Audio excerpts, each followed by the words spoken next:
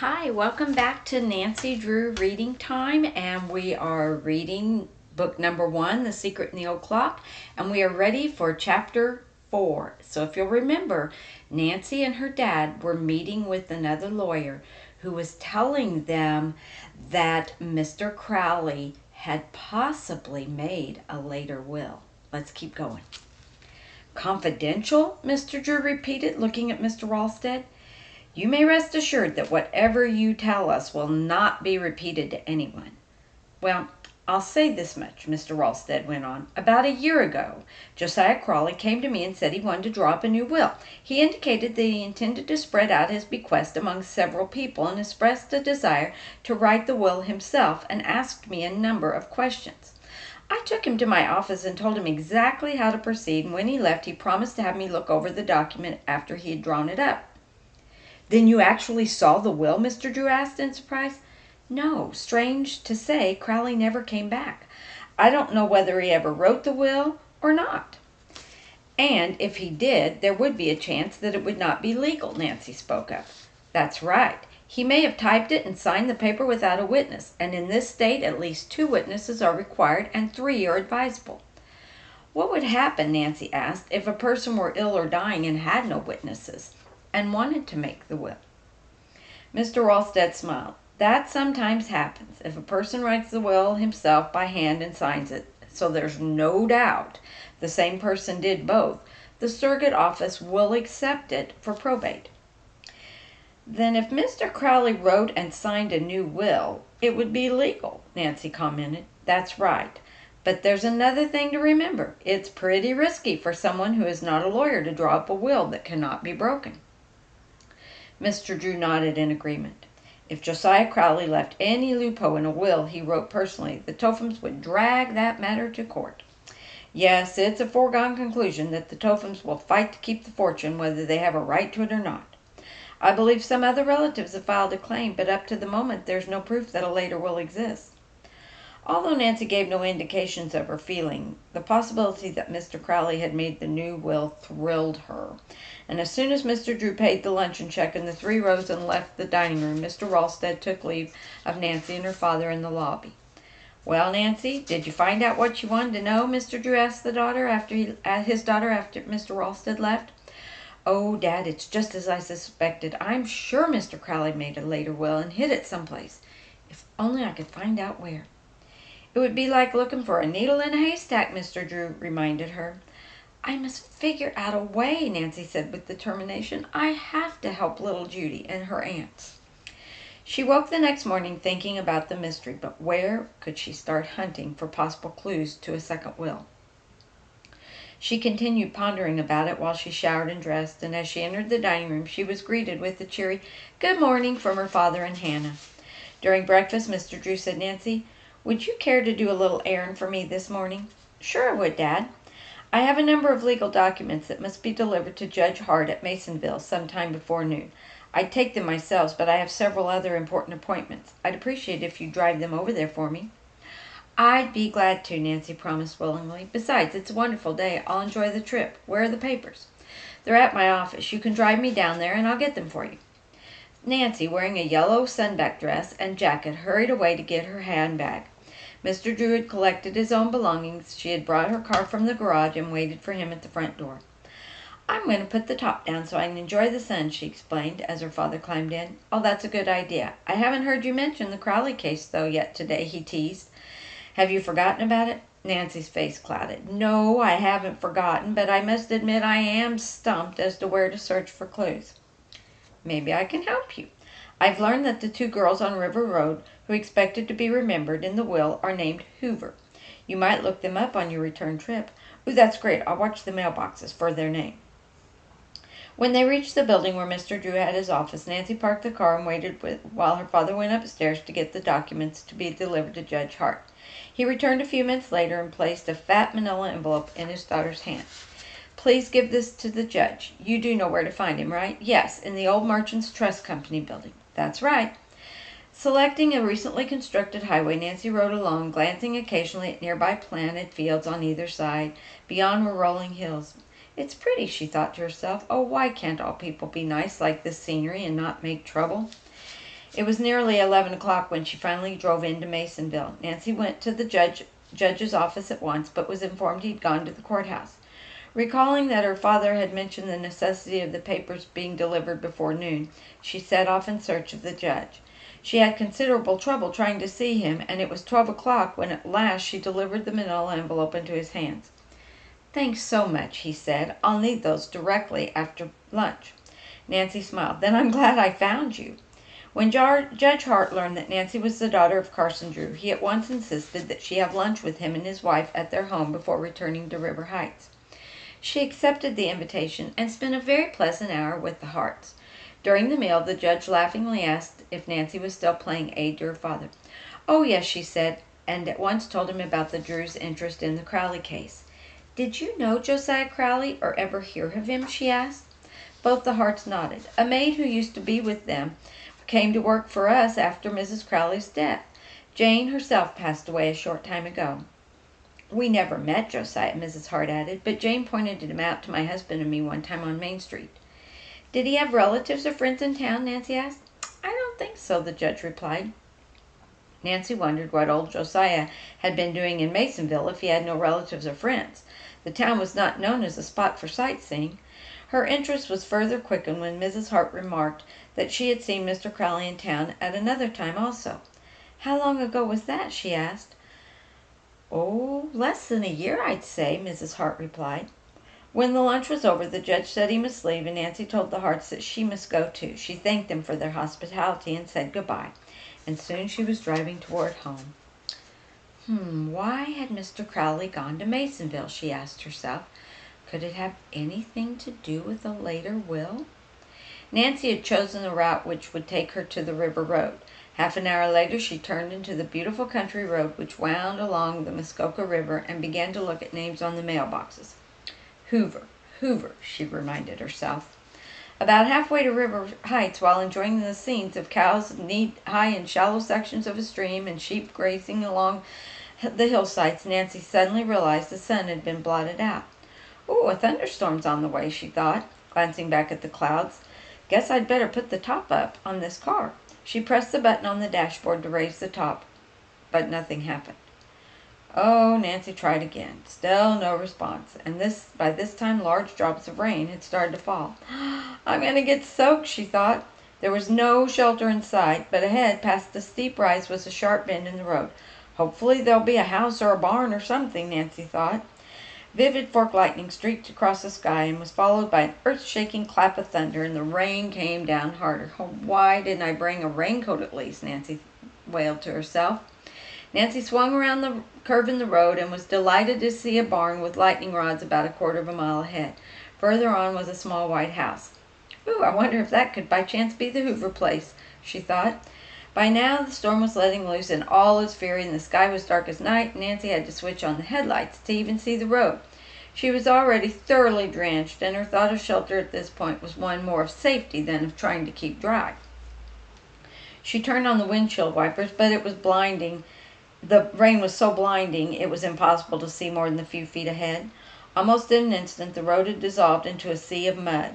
Nancy had been caught in a number of storms, but not one as violent as this one. She feared a bad skid might land her in a ditch before she could reach the barn. How much further, she was worrying to herself. It didn't seem that far away. The next instant, to Nancy's right, a ball of fire rocketed from the sky. "Oh, that was close," she thought fearfully. Her skin tingled from the vibrations in the air. A moment later, a surge of relief swept over her. At last, from the side of the road, the barn loomed up, and its large double doors were wide open. Nancy headed straight for the building and drove right on in, and the next moment she heard a scream. Nancy froze. Had she inadvertently hit someone? Her heart pounded in fright. At the same instant, a shadowy figure rose from a pile of hay near her. "I guess I must have scared you silly when I screamed," said a girl. You all right?" Nancy gasped. "Yes, I am sorry," I yelled. "I came out here to check on our supply of feed for the chickens, and I didn't think it was going to be such a bad storm, so I didn't bother to go back to the house." "It is pretty bad," said Nancy. "Well, the storm terrified me. I didn't hear your car coming, and when it rushed in here, I panicked." Nancy was breathing normally again by this time, and the stranger said that her name, in fact, the stranger told the stranger her name and the fact that the mechanism for raising the top of the convertible was not working. "Oh, that's a shame," said the girl. "You must be drenched, and we probably need to get your clothes dry. The storm is letting up. Let's dash on over to the house. Grace will help you, too. She's my sister. Oh, and by the way, my name's Allison Hoover." Hoover! Nancy was tempted to tell Allison that she'd been planning to call on them, but decided not to mention it just yet. It might be better to do her sleuthing more subtly. Nancy smiled instead and just said, "Thanks a million, but first I'd like to wipe out the car. Do you have any rags in here by any chance?" Allison produced several rags, and together the two girls mopped the water from the cushions and the floor, and by this time the rain had stopped altogether. As Nancy and Allison sloshed through a series of puddles to the farmhouse, Nancy had a better chance to study her companion. She was tall, reddish-blonde hair, and fair-skinned. Her voice was musical, and she was attractive, and she had a cute laugh. The girls reached the rundown farmhouse and stamped the mud from their shoes on the back porch. Then Allison flung the door open, and they entered a very cheerful kitchen. As the door shut behind them, another girl, who was just closing the oven of an old-fashioned range, turned toward them. "Grace, I brought a visitor," Allison said quickly.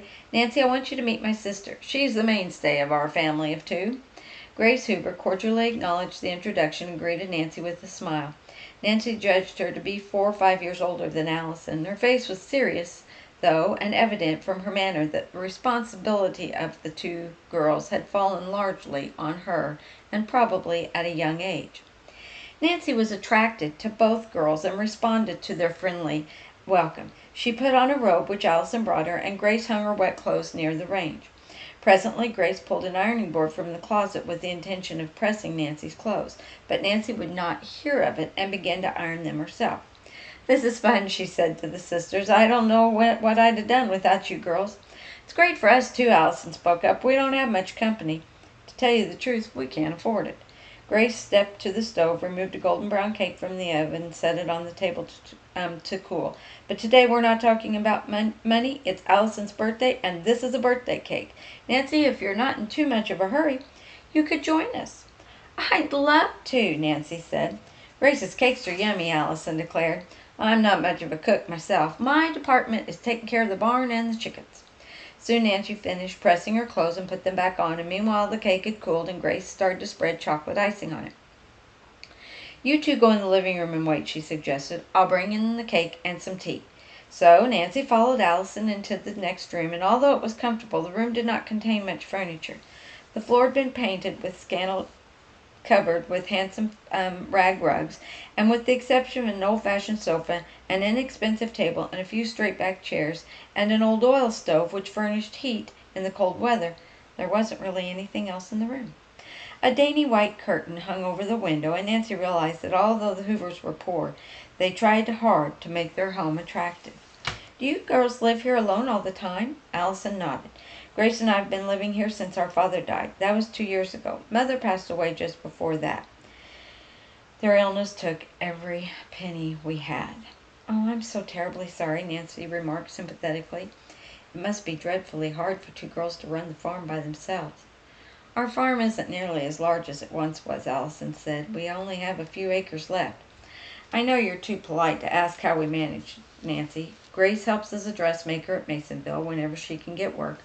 She makes all her own clothes and mine too, and I raise chickens." From just beyond the doorway suddenly came the strains of "Happy Birthday to You, Happy Birthday." By this time Nancy had joined in, and she and Grace finished with "Happy Birthday to You." Grace set the cake down with 18 candles that had already been lit on the table. She and Nancy sang the second verse with the words, "and many more." Tears stood in Allison's eyes. When the song ended, she grasped her sister in a big hug, and then she also gave Nancy one. "This is the nicest birthday I've had in a long time, and it's one of the most enjoyable days I've ever had," Nancy said sincerely. Suddenly Allison began to sing a tune of an old ballad about a birthday of a village lass, and Nancy listened, interested and entranced by Allison's clear, pretty voice. When she finished, Nancy applauded and said, "That was lovely. You have a beautiful voice, Allison."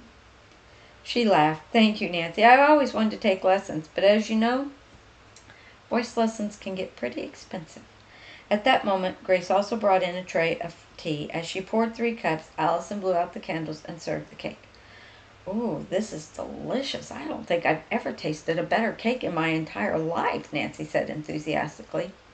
And the 3 girls sat around chatting like they were old friends.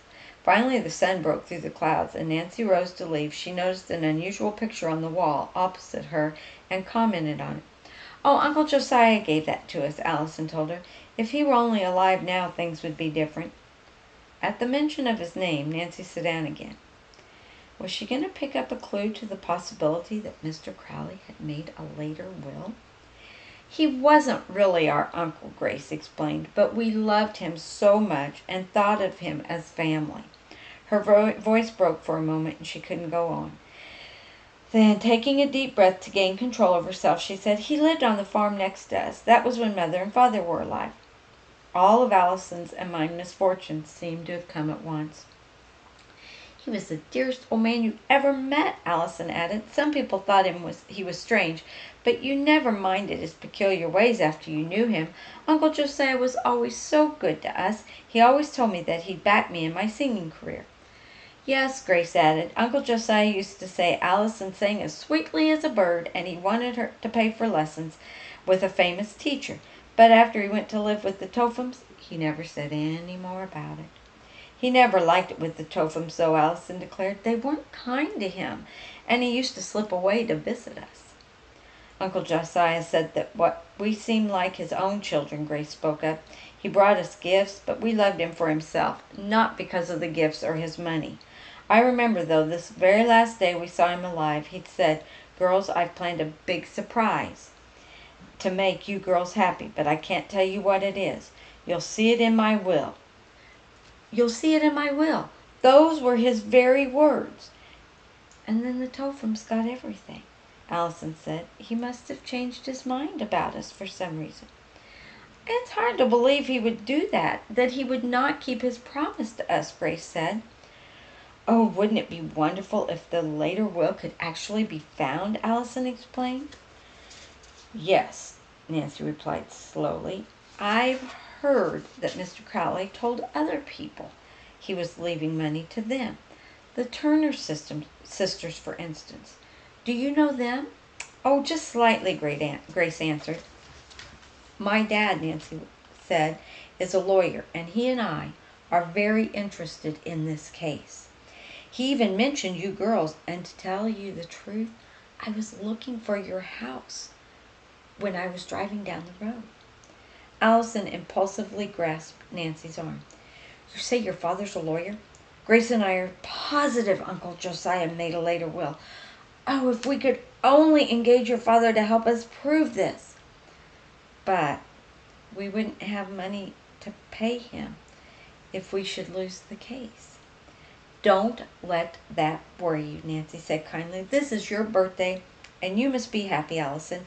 And my special wish for you is that before you turn 1 year older, you inherit some of Josiah Crowley's money so that you can take those singing lessons." The Hoover girls walked out to the barn with Nancy. "Come back and see us again," Grace called as Nancy climbed into her car. "Oh, yes, please do," Allison added. Nancy promised to. "As soon as I have some news, I'll be back," she said. Although the weather had cleared, the river road remained muddy and slippery, and Nancy found it necessary to drive with extra care for the next 2 miles until she reached the main highway again. "No wonder it's not used much," she thought. And how did Grace and Allison get to town? She'd not seen a car at the Hoover home and knew that no bus passed by. "I certainly wish that I or somebody else would locate a will for Josiah Crowley so that the Hoovers and the Turners would receive some much-needed money. I must tell Dad about this latest development," Nancy said to herself. She decided to see if her father was actually in his office instead of waiting till he got home. Nancy parked the car in the nearby lot and surveyed the convertible ruefully as she climbed out. Poor thing, it already needs a bath. And Nancy Drew was happy, though, when she walked in and found Mr. Drew in his office. When she walked in, he rose from his desk and gave her a kiss. "Ooh, I'm glad you're here, and safe," the lawyer said. "I was worried about you when that violent storm came up. Hannah phoned me that you weren't back, and I began to regret that I'd sent you on that errand." His daughter grinned. "Oh, I'm back, all in one piece, no problems, and I delivered the papers to Judge Hart. I even learned that he and his wife saw Mr. Crowley in Masonville a couple times, and I also talked to the Hoover girls." She described her meeting with Allison and Grace and ended by asking her father if he could help them. "You know, from what you say, it does look as though Josiah Crowley may actually have made that will, which included them as beneficiaries," Mr. Drew commented thoughtfully, "and I'll be glad to do anything I can to help the Hoover girls and anyone else who might benefit from it." He asked whether the sisters had given Nancy any specific information about Mr. Crowley's habits or other helpful clues.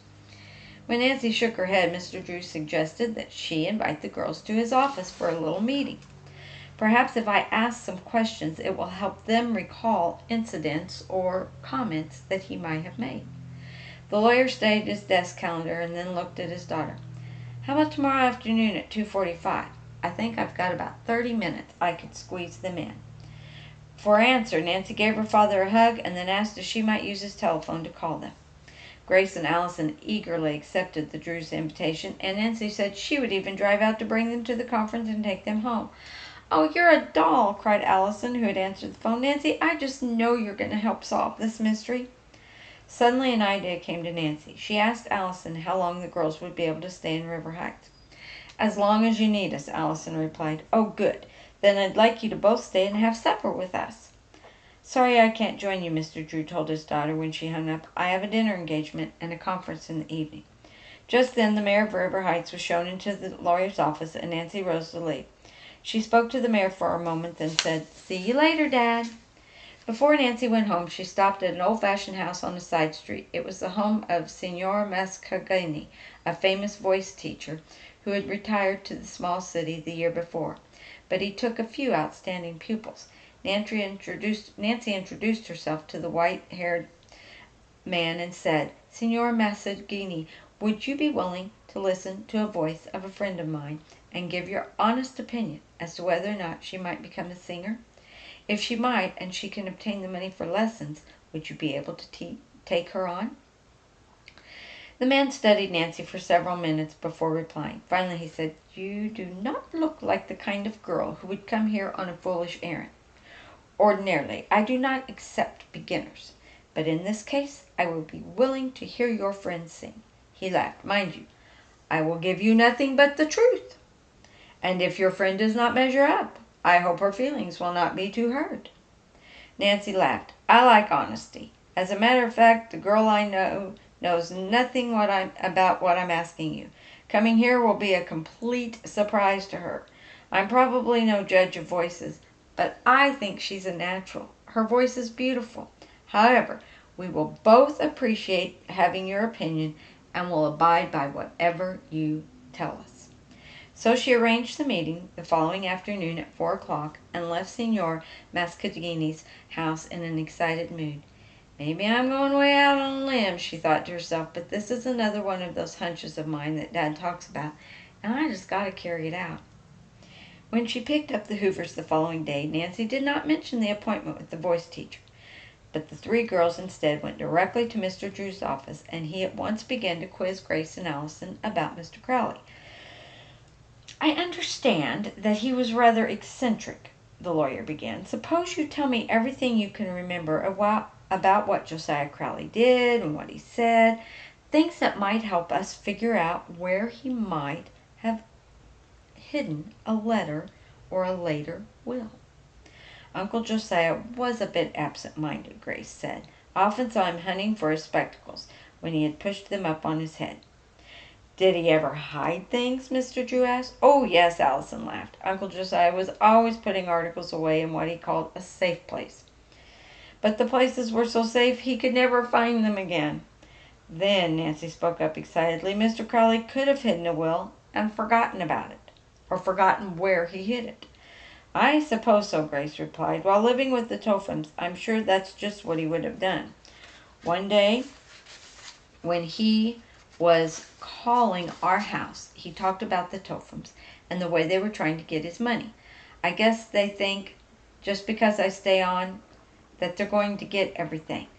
But they're being fooled when they find I've made another will," he said with that odd little chuckle of his. "This time I'm not going to trust it to any lawyer. I'll put it in a place that I know will be safe."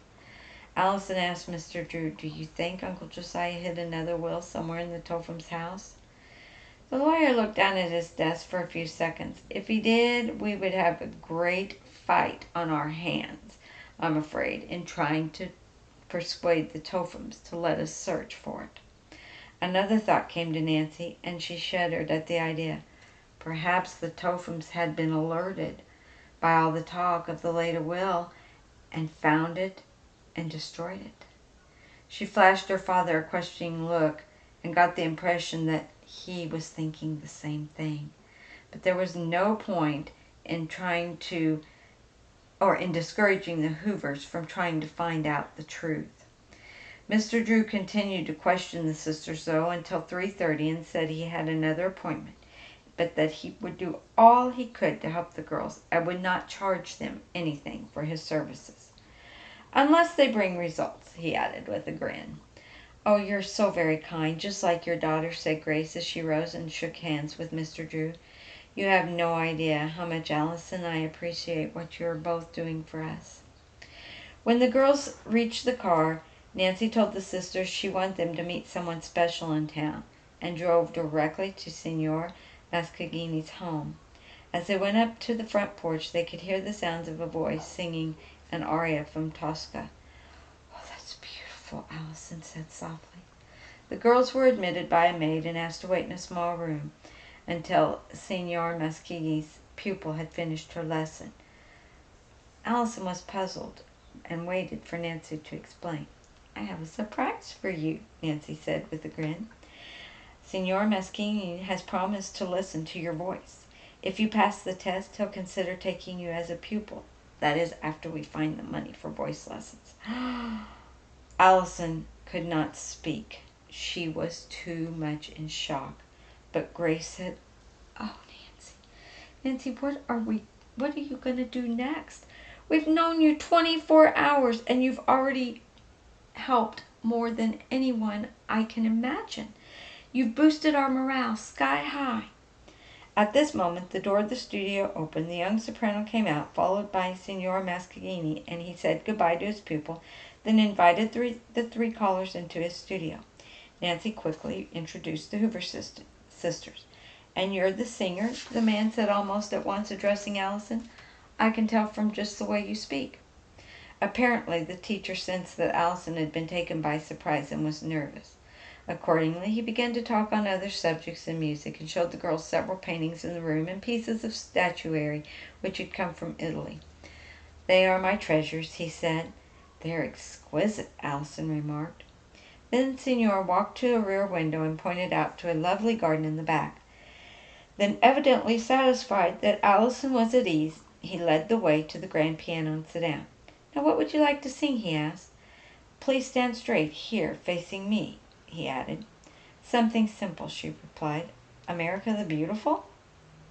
The teacher nodded, asked what key she would like it played in, and then began to accompany her. Allison sang as though inspired. Her voice sounded even more beautiful than it had at the farmhouse, and when Allison finished the song, Signor made no comment. Instead, he asked her to try a scale, then to sing single tones, jumping from octave to octave. "You have a fine range, Miss Hoover," was his only comment. For half an hour he had Allison try short songs in various keys, and at one point joined with her in a duet. At last he turned around on the piano bench and faced Nancy and Grace. "I believe," he said slowly, "I believe that someday we shall all know Allison Hoover as an operatic star." Before the girls could say anything, he jumped up and turned to shake Allison's hand fervently. By this time the full import of his words had dawned on Allison, and tears began to roll down her cheeks. "Bravissimo, bravissimo!" he exclaimed. "You sing, you cry, you smile, magnifico! You will also be a dramatic actress. Splendid, splendid, he said. Nancy and Grace were nearly on the verge of tears. They were so overwhelmed by the happy news. Then suddenly the three girls became very serious, remembering there was still the problem of money for lessons. They knew his fee per hour must be very, very high. Allison suddenly began to talk and poured out her whole story to the white-haired teacher. But I know, she declared with a brave smile, that somehow, I'm going to get the money for the lessons, and I wouldn't want to take them from anyone but you, Senor. I'll come back to you as soon as I can. Thank you so very much. Then she turned to Nancy and her sister and said, Girls, I'd like to leave now. As Allison rushed toward the front door, Senor detained Nancy and Grace. This Allison, she is wonderful. I want to give her lessons to see that her training is correct. But I cannot afford to give the lessons for free. Perhaps I could cut my price. We'll find the money somehow, Senor, Nancy promised. Then she and Grace thanked the teacher and followed Allison outside. At the Drew home later that evening, there were mixed emotions on everyone's part. Hannah had taken a great fancy to the Hoover sisters, and news of Allison's talent had thrilled her as well as the girls themselves. Conversation at supper was happy and animated, and Nancy and Mrs. Gruen drove the sisters to their farm, and on parting, Nancy again promised to do all she could to help find a will for which the girls might possibly benefit. But figuring out how to do that was a problem, and it seemed to be an insurmountable one. At breakfast the following day, Mr. Drew suggested, Nancy, perhaps if you'd give your mind a little rest from the Crowley matter, maybe an idea would come to your head. His daughter smiled. Good idea, Dad. I think I'll take a walk and clear the cobwebs from my brain. As soon as she finished eating, Nancy set out on a brisk pace and headed for River Heights' attractive park to review the display of roses, which was always very beautiful.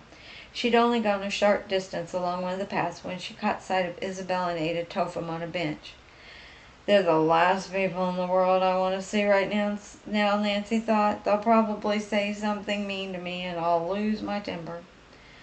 When I think how Grace and Allison and the Turners could use just 1/10 of that Crowley money, and the Tophams are going to inherit all of it, oh, I just could burst. Nancy had paused, wondering whether she should turn back, and then decided no, she told herself. I'll go on to see the roses. I'll take the path back of the Tophams, and they won't notice me. So Nancy made her way quietly, with no intention of eavesdropping on the two girls, but rather just to get past them as quickly as possible. But suddenly 2 words of their conversation came to her ears, and Nancy stopped. She heard distinctly when Isabel said, the will, and in a flash Nancy's detective instincts were aroused, and her heart started pounding. It must be Josiah Crowley's will they're talking about, she reasoned. Ooh, that's where we're going to stop, because that's chapter 6, and we will start with chapter 7 next time to see what exactly it is that Isabel and Ada Topham are talking about. So I'll see you soon.